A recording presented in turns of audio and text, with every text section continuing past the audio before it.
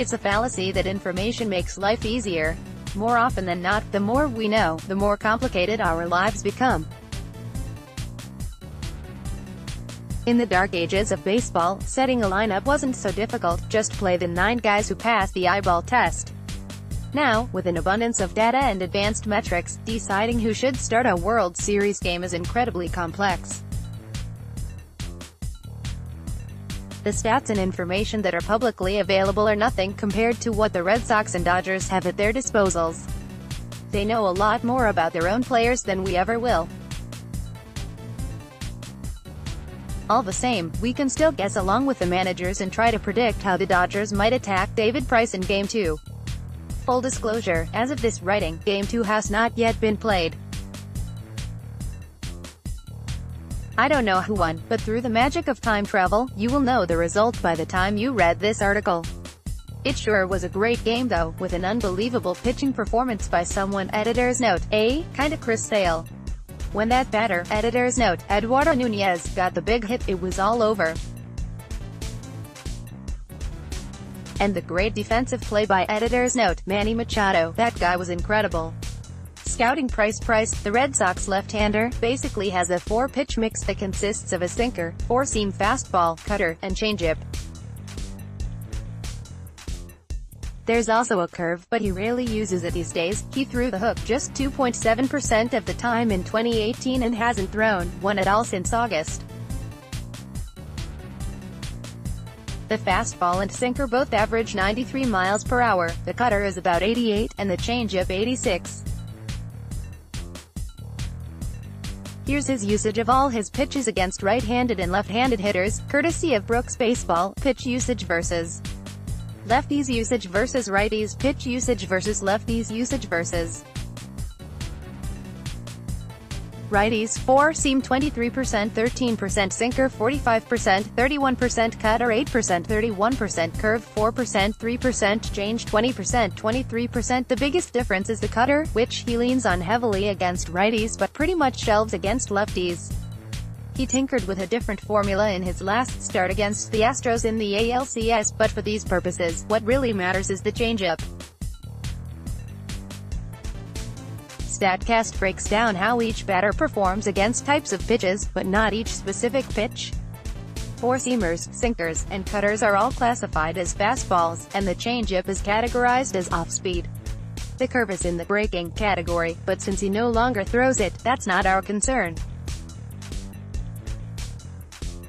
Essentially, Price throws variations on a fastball roughly 80% of the time against both same-side and opposite-side batters. The other 20% is off-speed.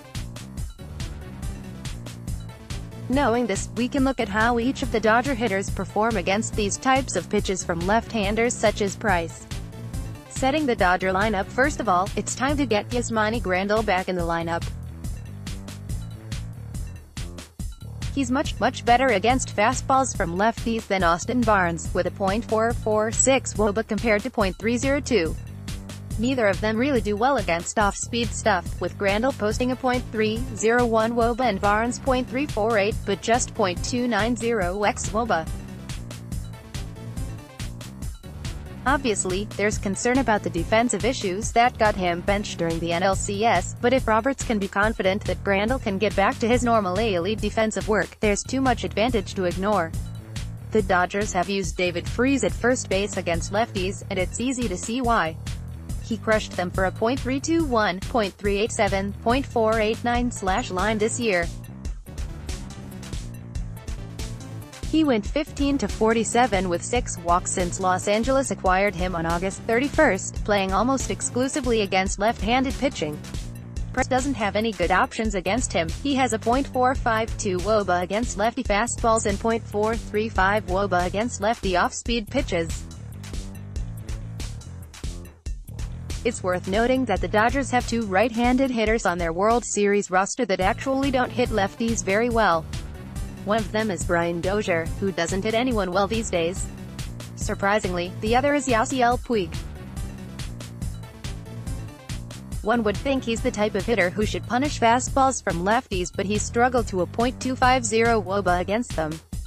Given what we know about Price's heavy reliance on fastballs, or variations thereof, here is the Dodgers' best possible lineup against him, in no particular order, with Woba against lefty fastballs. Obviously, it's more complicated than just looking at how well each guy hits fastballs from lefties. The Dodgers have information we can never know, such as where Grandel's head really is right now after his benching. Presumably, they also have more specific data on how each hitter's swing path lines up with each of Price's pitches, and whatever proprietary metrics and scouting reports they keep under lock and key. The Red Sox have their own information as well. They'll use it to get the best possible advantage against Dodgers starter Hyun-Jin Ryu. However, their lineup is a lot less flexible than the Dodgers. Their only real decision is about which awful hitting catcher they want to use. Of course, things get more interesting when the series shifts to Los Angeles and they lose the DH, as illustrated here by Steven Martano. Whoever plays or sits, there will be good reasons behind those decisions, and this is just a glimpse at one branch on the decision tree. Not related to the article at all, but while I was writing this, I paused to play HQ Sports Trivia and won tickets to Game 4 of the World Series.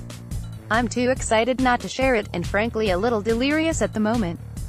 I just want to take the opportunity to thank all of you for loving baseball as much as I do, and for caring enough about my thoughts on baseball to read this. Even if you don't care, thank you anyway, just for getting this far into the article. Daniel R.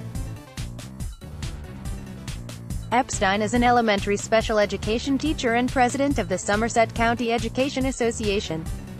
In addition to BTBS, he writes at www.offthebenchbaseball.com, tweets at Epstein1983.